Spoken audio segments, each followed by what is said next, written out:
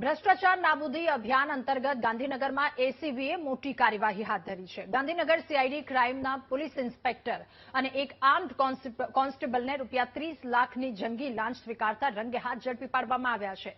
સમગ્ર બનાવની વાત કરીએ તો 2024માં એક કોલ સેન્ટર મામલે એક ગુનો નોંધાયો હતો, જે મામલે ફરિયાદીએ કોઈ કાર્યવાહી ન કરવા વાત કરી। આ માટે પીઆઈ પીકે પટેલ અને કોન્સ્ટેબલ વિપુલ દેસાઈએ 1.5 થી 2 કરોડ રૂપિયાની લાંચની રકમ માંગી હતી।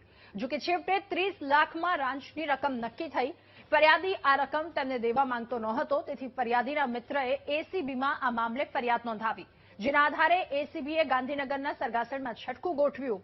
પીઆઈ અને કોન્સ્ટેબલ નક્કી કરેલા સમયે સ્થળ પર પહોંચતા એસીબીની ટીમે તેમને 30 લાખની લાંચ લેતા રંગે હાથ ઝડપી પાડ્યા। આ મામલે એસીબીએ બંને આરોપીઓની ધરપકડ કરી વધુ કાર્યવાહી શરૂ કરી છે।